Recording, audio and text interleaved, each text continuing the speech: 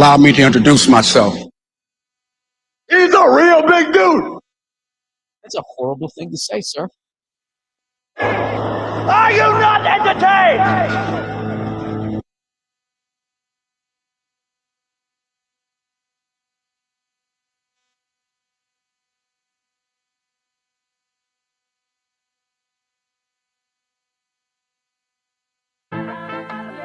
Welcome to Just a Tip with Sazon, where we bring you all things sports, local and around the world. We might even give you a gambling tip or two. Just don't bet the house on it. Giving everyone their flowers while they are still here. So come on, Sazon, let's make it spicy.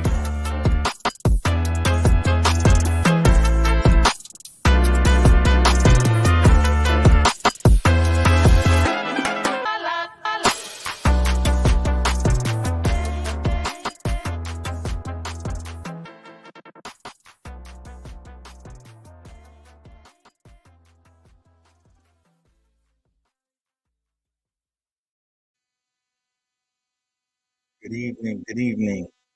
Welcome to Just a Tip with Sasson. Excuse the typo in the chat comments. I put some drops on. I want to know if you guys can hear them. Welcome, Monday, January 31st, 2022. We're going to discuss championship weekend. NFL playoffs was insane this year. It was crazy games, nonstop action this whole time. Watching this one live, just chime in. I love when you guys chime in and go back and forth and give me an answer. Great weekend. Another, Sunday. Actually, I thought Saturday there would be some games, but there was just games on Sunday, which was fine. I like the back-to-back games. It used to be Saturday, Sunday, I believe, but I like the back-to-back Sunday games. It was a great playoff. Like I said, great playoff. A lot of action. 7 teams in now. We had a little weak, games the first round, but the other games didn't let down. What's going on? My guy, Mr. A. Abuelito, Mission. In case you guys didn't hear the news, my man must be a grandfather. So, a shout out, but healthy and happy baby. Yeah, it was a great weekend. Like I said, it was Sunday only. We had the game Sunday. First game was the Chiefs-Bengals. Chiefs-Bengals. Chiefs started off hot. Came out rocking and rolling. Up 21-3, I believe. At one point, they were up 21-3, up 18, and it was right before the half. The Chiefs were doing everything. They were heading clicking on all cylinders. Bengals stood patient. They continued to run the ball. They stuck to their plan. And Chiefs were out of timeouts. They had a chance to go get a field goal. Actually, I'm sorry. 21-3, Bengals scored. Made it 21-10. They got their first touchdown. And they got their first touchdown. Oh,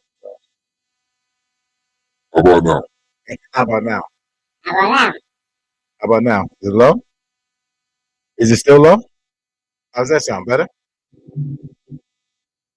Let me know how that sounds. Like low, like Barry White low, or is low in volume? So let me know, mistake. So anyway, it was a low hum. Low hum. That's what she said? Yeah, I don't know. Probably one of my dials here moved or something. So yeah, that sounds too low. Yeah, that's high pitch. Yo. Anyway, so we went and I guess we'll hear it back on the rewind.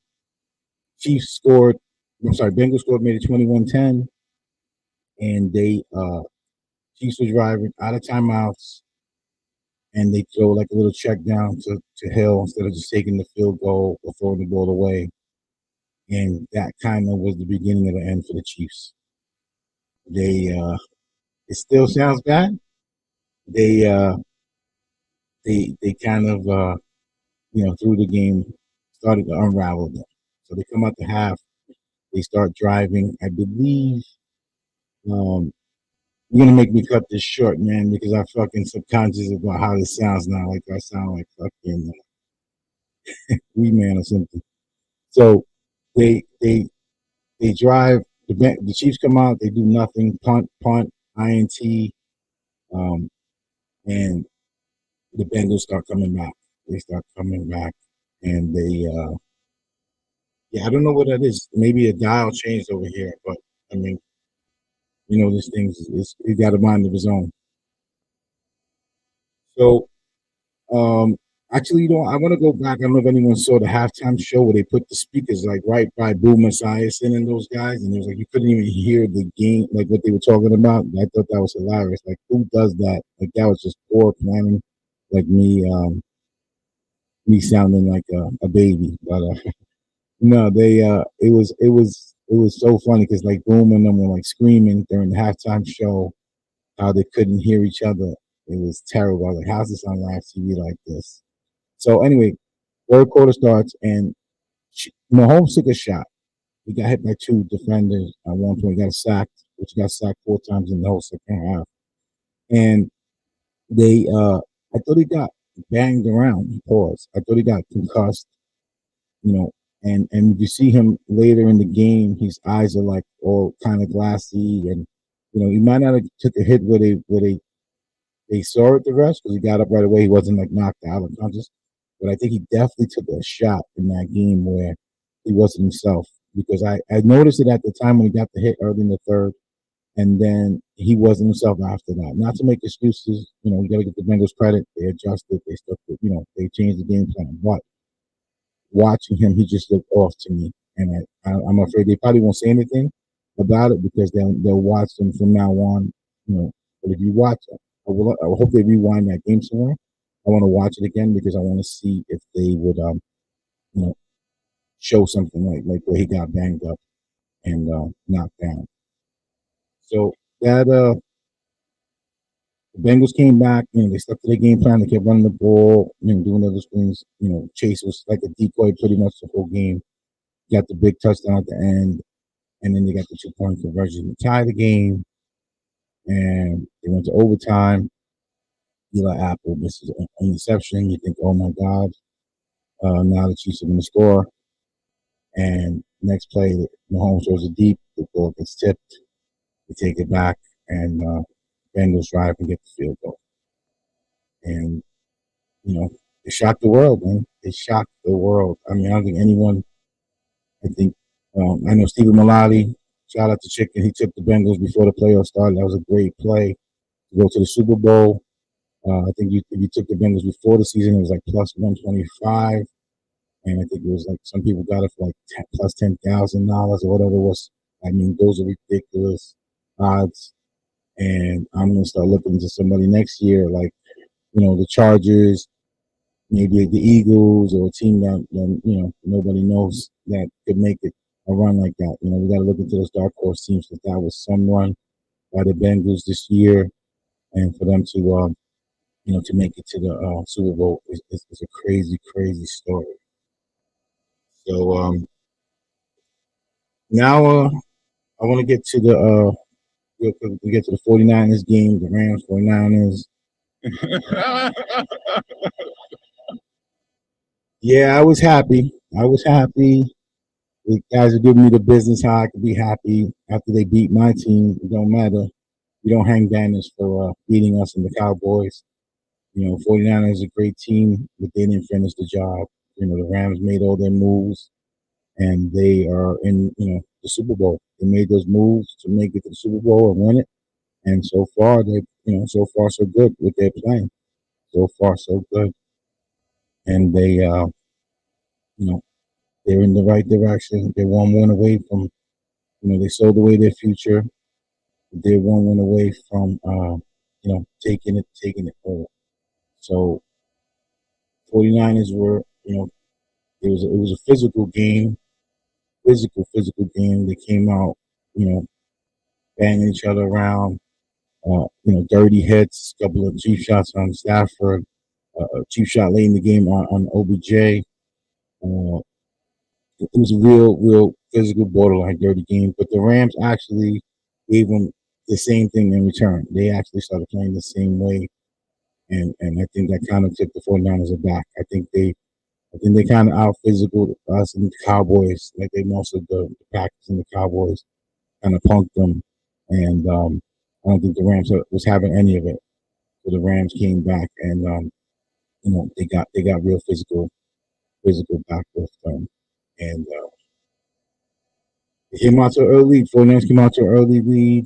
I believe they were up 10 at one point, and the Rams kept coming back,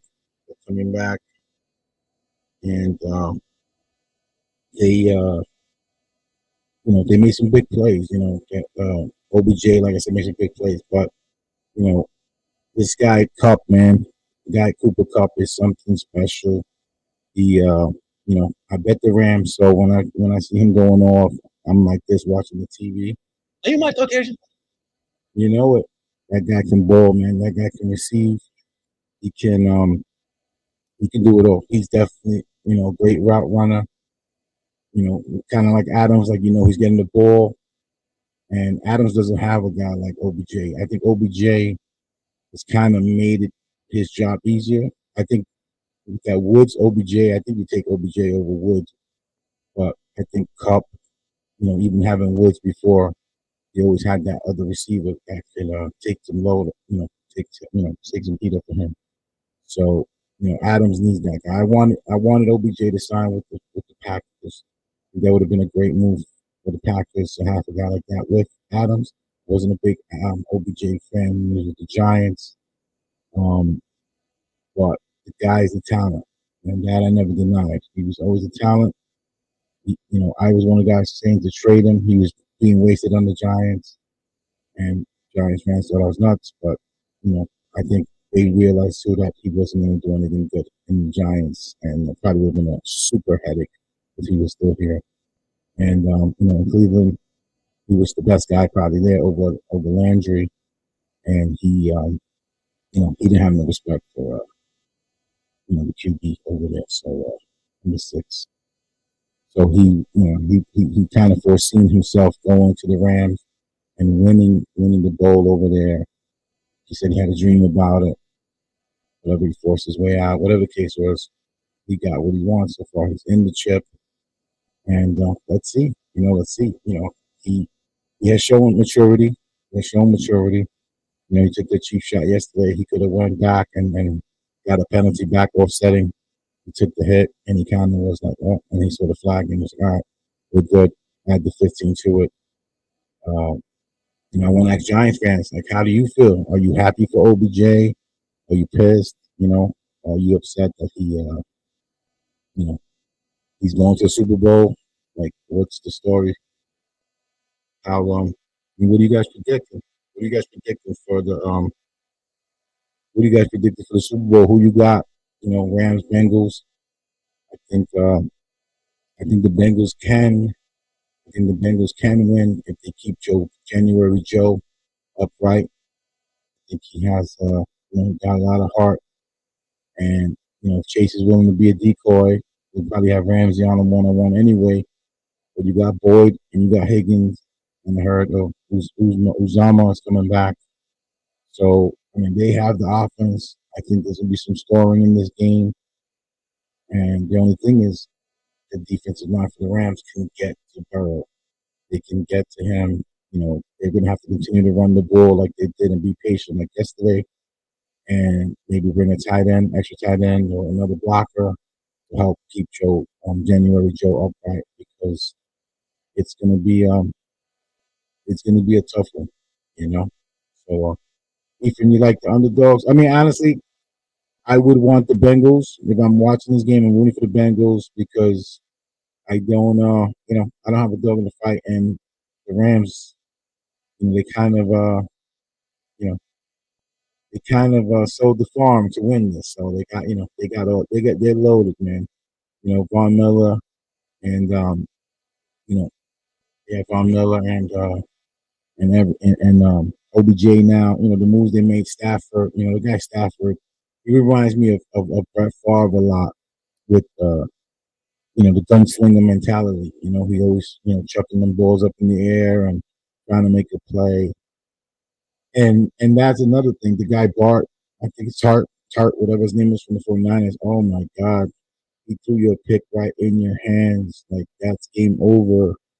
And they had no timeouts. I thought both coaches kind of like were coaching scared, like not to win instead of to win. You know, but Raul, yeah, I hear you, brother.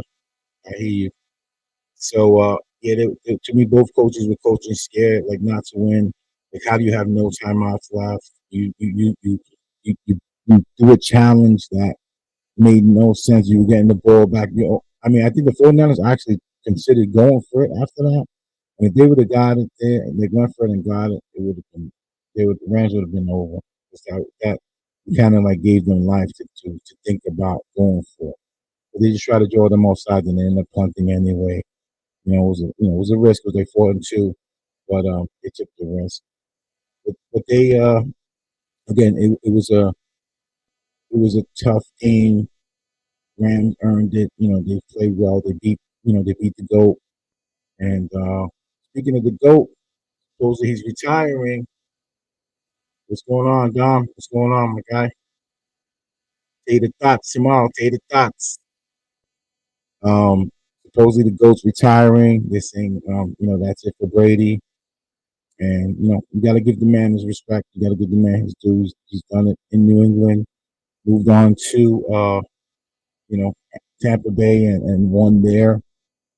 And he's got nothing to prove. He got nothing to prove. Got a beautiful wife at home. Got a beautiful family, his kids. It's time to go that route now and worry about his TB12 growth hormone. I'm sorry. I mean his TB12 is his program. So hopefully that's the end of it. I mean that situation now kind of changes things for me with Rodgers because I feel like he might stay now because it's another guy that's less that we got to work through. The 49ers get rid of Jimmy G, you know, the 49ers get rid of Jimmy G, and we really got nobody else that could beat us probably over there in the NFC. But not a kid, man. I say that tongue in cheek. Anything's possible. That's why I say even with the Bengals, uh, any given Sunday, anything is possible, and especially when it comes to gambling, man. If you gamble on these games and you see how some of these games end up getting, come down to the end and the points get changed and you look at games in a different way. So, that's why a lot of times we joke about, Vegas and stuff, but it's gotta be a real thing, man. There's no way these guys can be so precise about how these games end up finishing, you know. So I wanna Giants guys. Giants got a new head coach, new regime, new GM.